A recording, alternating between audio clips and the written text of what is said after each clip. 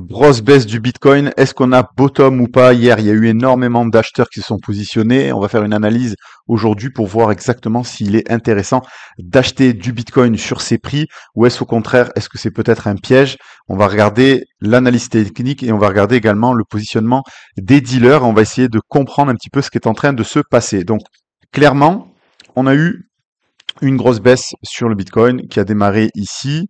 Donc c'était le 14 août, on démarre, on a notre baisse. Alors juste pour rappel, si on prend un peu de hauteur, ici, en weekly, vous voyez que on est venu toucher une trendline. Alors cette trendline, c'est pas n'importe quoi, c'est une trendline qui en fait est pile poil en fait sur les sommets précédents. Ok, vous voyez, donc je l'ai tracé comme ça et elle vient toucher tous les sommets. Et là, on voit que effectivement une fois de plus, on a eu un sommet. Donc est-ce que ça veut dire que c'est la fin du Bitcoin et que le Bitcoin n'ira pas plus haut?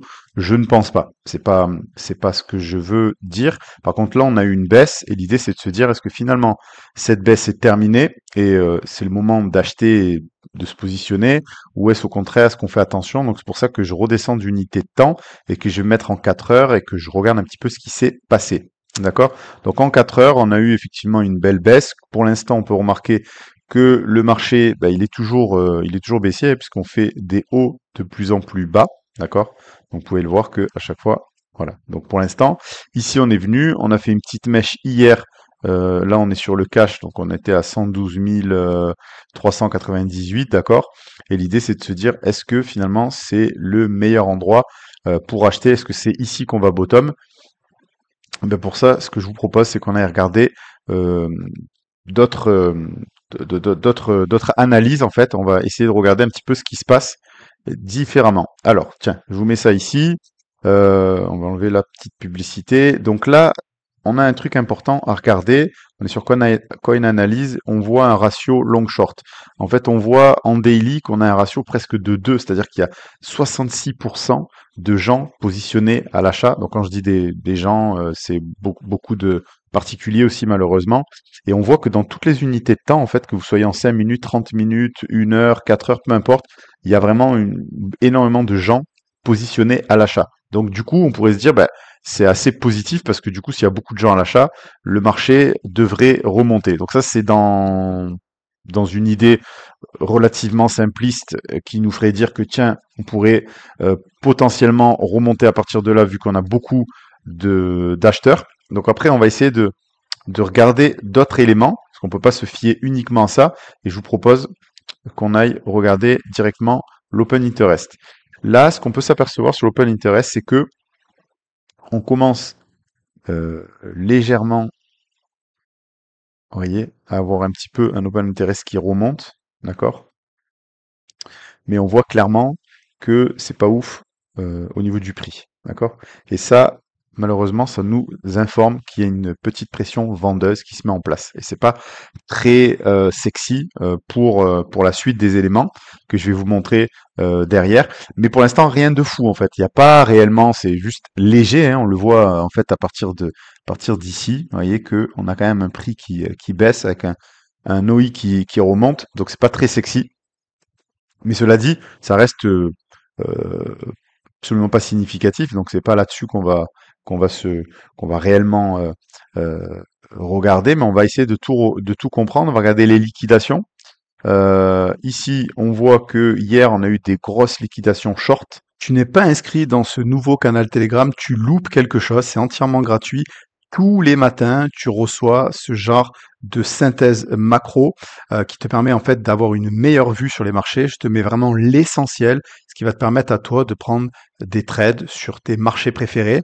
Tu sauras exactement les niveaux des dealers, tu sauras exactement si on est en gamma négatif, en gamma positif. Tu sauras également l'open interest, tu auras les fundings sur les marchés des cryptos. Enfin bref, tout ce qui va te permettre de mieux appréhender les marchés et enfin de prendre des trades avec la meilleure probabilité, j'ai envie de dire.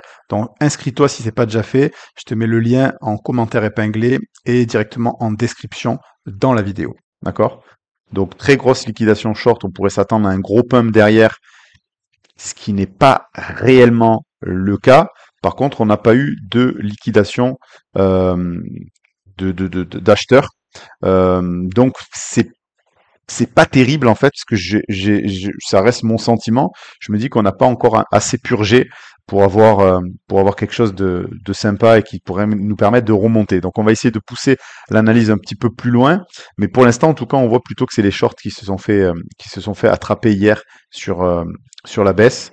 Euh, et on va essayer de regarder un petit peu plus loin ce qui s'est passé, ce qui se passe au niveau des fundings. On voit que ici, on est sur des fundings positifs. Alors, c'est pas ouf non plus, d'accord, mais voilà, pour l'instant, funding positif. Donc ça aussi, c'est un élément à prendre en compte. D'autres choses que je voulais également vous montrer. Et là, je vous propose qu'on regarde au niveau des options. Donc, vous voyez que ici, on voit qu'on a beaucoup de calls, enfin beaucoup entre guillemets, à partir de 115 000, d'accord, mais que de l'autre côté, on a beaucoup plus de puts ici, et ça, c'est pas très sexy parce que ça veut dire qu'en fait, tout simplement, on risque d'avoir une activité baissière qui pourrait se dérouler si on va se rediriger du côté des 112 000 si on n'arrive pas à passer au-dessus, je dirais, des 115. Donc là, pour l'instant, on est coincé entre 112 et 115. Mais grosso modo, si on commence à aller titiller la zone des 112, eh bien, on pourrait avoir justement les market makers qui devraient se couvrir et du coup, eh bien, en fait, accentuer la baisse puisqu'il y aurait beaucoup plus de ventes, donc on aurait une pression baissière sur le spot. Et ça, c'est pas très sexy. Donc, c'est pour ça que je vous dis, j'ai plus un biais baissier qu'un biais haussier. Je vais vous montrer également au niveau du market profile. Mais euh, voilà, je me dis attention. D'ailleurs, ce qui me fait dire aussi attention, c'est que comme je vous dis, au niveau aussi du ratio, on a 66,45, donc c'est pas très sexy quand vous avez commencé à avoir tout le monde du même côté. On aime bien aller piéger et comme je vous dis au niveau des pièges, ben pour l'instant au niveau des liquidations, au niveau des acheteurs, ça n'a pas vraiment liquidé. Ok, donc je me dis que ça pourrait assez facilement aller liquider. Et donc pour l'instant, toute l'analyse en fait, elle converge vers une baisse qui n'est pas terminée pour ma part. Si on regarde au niveau du market profile, là je me suis mis en weekly. Pareil, en weekly, on voit qu'on avait le POC ici de la semaine dernière. Ici, on le tient pas. D'accord? Donc ça aurait été beaucoup plus rassurant ici. Donc là, on est sur les futurs. Ça aurait été beaucoup plus rassurant d'arriver à remonter au-dessus du POC, ce qui n'a pas été le cas. En fait, on voit clairement, on a eu un échec ici sur cette zone. D'accord? Donc ça, c'est pas très sexy. Si on veut remonter, il faut se maintenir au-dessus. Donc finalement, on a eu un rejet.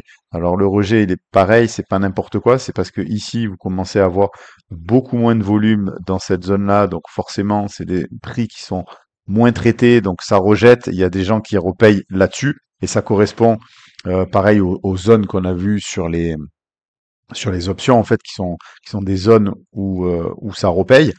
Mais voilà, pour l'instant, je vous dis, il n'y a pas eu de liquidation réellement, donc je pense que ça peut continuer à aller plus bas.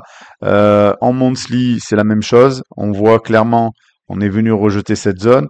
Alors, ce qui est intéressant ici, si on se met en monthly, c'est de se mettre comme ça et de voir que ouais, là, il y a un truc intéressant à regarder. C'est que vous voyez, pour l'instant, on est venu combler. Donc là, on avait le mois précédent ici où on avait très peu d'activité. Et le marché, si vous voulez, le but du marché, c'est d'essayer de pouvoir traiter tous les prix de manière plus ou moins homogène et qu'à la finalité, finalement, vous ayez un profil en cloche. Et donc, vous voyez bien que pour avoir potentiellement quelque chose en cloche, il faudrait qu'on revienne travailler cette partie de zone-là. Donc cette partie de zone-là qui nous emmène entre, si vous voulez, ici les plus hauts qu'on est déjà venu travailler, hein, parce que là, vous voyez qu'on est venu travailler cette zone. Par contre, ici, jusqu'à 106 000, ça a été que très très peu travaillé. Donc pour l'instant, ce qui se passe clairement, c'est que finalement, on est venu bien retravailler cette partie-là. Si vous regardez là, cette partie où on avait plus ou moins un creux, elle a été bien retravaillée. Ok, donc vous voyez que là, ici, vous avez quelque chose de beaucoup plus épais que ici. Donc on est venu combler le vide. Par contre, en revanche, ici, ce vide-là n'a pas encore été comblé. Ça ne veut pas dire qu'on va le combler demain matin. Ça pourrait se faire dans les semaines prochaines, dans les mois futurs, etc. Mais voilà, c'est bien de regarder les choses dans leur ensemble, de pas avoir une vision trop zoomée, de se dire tiens là il y a eu une grosse activité hier, ça y est c'est le rebond, etc. et le marché va repartir à la hausse, etc. C'est pas pour autant qu'on est sur un marché qui est baissier. Pour l'instant le Bitcoin il est toujours orienté à la hausse, mais je me dis que potentiellement on pourrait avoir une baisse un peu plus marquée entre guillemets euh, pour finalement construire quelque chose. En réalité, si après on regarde l'analyse technique, on serait plus mais c'est pas ça que je voulais faire. Voilà, si on regarde dans l'analyse technique, on serait peut-être finalement, vous voyez, donc là en plus, si on fait un truc tout bête, attendez, on va nettoyer tout ça. Si on fait un truc tout bête ici, vous pouvez vous rendre compte qu'on est dans un range.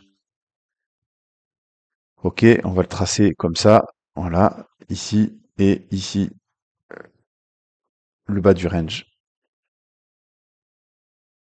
Voilà. Pour ceux qui aiment la smart money, ben vous voyez très bien que ici on a eu une prise de liquidité et là ça n'a pas été le cas, il n'y a pas eu de prise de liquidité. Donc finalement le marché pourrait redescendre plus bas et ça correspond ben, finalement à tout ce qu'on a vu. Le problème c'est que dès qu'on va arriver sur les zones des 112, 110, etc., c'est des grosses zones où on risque d'avoir une accélération. Quand on voit sur les options, on risque d'avoir une accélération de la part des market makers qui pourraient nous faire descendre un petit peu plus bas. Donc après plus bas, pourquoi pas revenir travailler finalement dans cette zone-là. C'est pas complètement idiot. D'accord? C'est-à-dire que si le marché arrive là, évidemment que quand on va arriver sur la zone des 106, 107, ça va rejeter. D'accord? Là, c'est une grosse zone ici de rejet. Je vous la trace comme ça. Là, quand on va arriver dans cette zone, en 108, machin, etc. Mais le problème, c'est que si de l'autre côté, ça se positionne au niveau des options, ça risque de tout péter et de revenir ici dans cette zone-là. D'accord? Et tout ça, ça converge vers ce que je vous ai expliqué au niveau du market profile. Maintenant, je suis pas devin. Est-ce que ça va se réaliser? J'en sais strictement rien, mais c'est une idée qui est loin d'être bête et qu'il va falloir regarder de très près. Donc maintenant, évidemment, à l'échelle du jour, ce qu'on va regarder, c'est ici. Si on arrive à, hop, voilà, si on arrive à repasser finalement au-dessus de cette zone-là, du pic qu'on a fait hier, d'accord, pour que finalement on puisse inverser la situation, mais ce qui a priori pour l'instant est assez difficile. Et comme je vous dis, malheureusement, de ce côté, on voit que au niveau du ratio long-short, il y a énormément de gens qui sont positionnés à l'achat. Donc on pourrait aller liquider tout le monde pour avoir une hausse juste après. Donc voilà mon analyse. N'hésitez pas dans les commentaires à me dire si vous voulez que j'analyse d'autres marchés, c'est avec grand plaisir. Dites-moi également votre avis, je lirai tous les commentaires, donc dites-moi votre avis si vous pensez que on a touché un bottom et que finalement le marché va repartir d'ici, ou plutôt s'il va baisser, si vous avez vu autre chose, vous, de votre côté, s'il y a des niveaux que vous avez vus, etc. On peut en discuter, je lirai tous les commentaires et j'y répondrai. Sur ce, passez une excellente journée et je vous dis à bientôt. Ciao, ciao.